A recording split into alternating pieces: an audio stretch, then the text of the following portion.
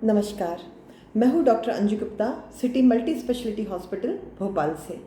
आज मैं आप लोगों से बात करना चाहूँगी वैक्सीनेशन के बारे में। कौन सा वाला वैक्सीनेशन? Corona vaccination. आप सोचेंगे कि वैक्सीनेशन तो 16 जनवरी 2021 से शुरू हो चुका था, फिर ये कौन सा समय है इस बारे में बात करने का? समय है, क्योंकि हमने देखा है कि विश्व के कई देशों में जब लॉकडाउन खुला तो तीसरी लहर भी शुरू हो गई। और इस लहर को यदि हम अपने देश में रोकना चाहते हैं तो हमें मास्क भी लगाना है, दूरी भी रखनी है, भीड़ में इकट्ठा नहीं होना है और साथ में वैक्सीनेशन पर ध्यान देना है। परंतु हमने ये भी देखा कि जब से वैक्सीनेशन शुरू हुआ है इसके बारे में तरह तरह की भ्रांतियाँ फैलाई गई हैं कुछ अनवांछित लोगों द्वारा। कुछ लोग सिर्फ सस्ती पॉपुलैरिटी यानी सस्ती लोकप्रियता पाने के लिए हमारे समाज का इतना नुकसान कर सकते हैं। लोगों ने कई भ्रांतियाँ फैलाई वैक्सीन के बारे में, जैसे इस वैक्सीन को लगाने से मृत्यु हो जाती है। एक बार तो ये हुआ कि एक गांव में 3 लोगों की मृत्यु हो गई है, ऐसे अफवाह उड़ाई गई। तो किसी ने भी फिर वैक्सीन नहीं लगाया, आसपास के गांव वालों ने भाग जाते थे गांव वाले जैसी वैक्सीनेशन टीम वहां पहुंचती थी। परंतु जब फैक्ट चेक किया गया तो पाया गया कि उस गांव में किसी की मृत्यु नहीं हुई। इनफैक्ट हमारे देश में मृत्यु दर वैक्सीनेशन के बाद, चाहे कारण कोई भी रहा हो, परंतु वैक्सीनेशन के बाद 0.0001% रही है, यानी ना के बराबर।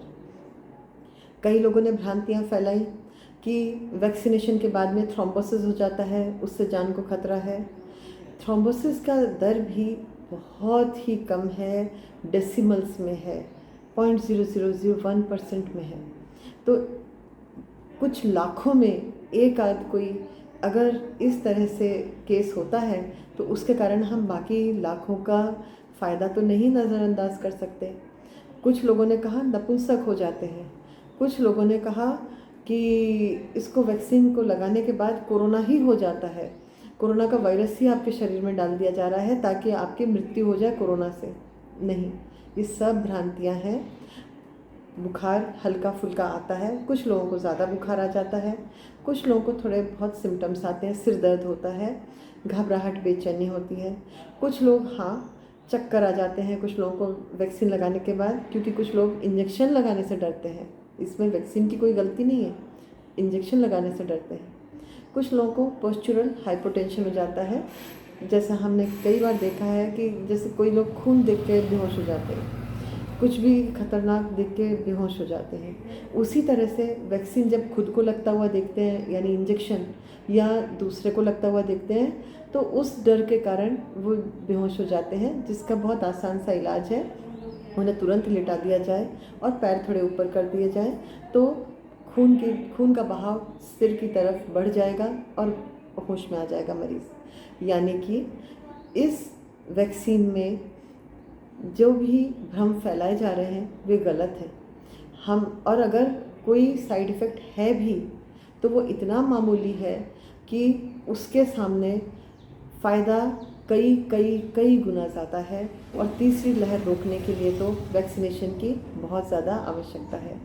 तो उम्मीद है आप समझ गए होंगे, यदि हमारे देश से कोरोना को हमेशा के लिए हटाना है, तीसरी लहर क्या, तीसरी, चौथी, पाँचवीं, हर तरह की लहर आ सकती है यदि हमने सावधानी नहीं बरती।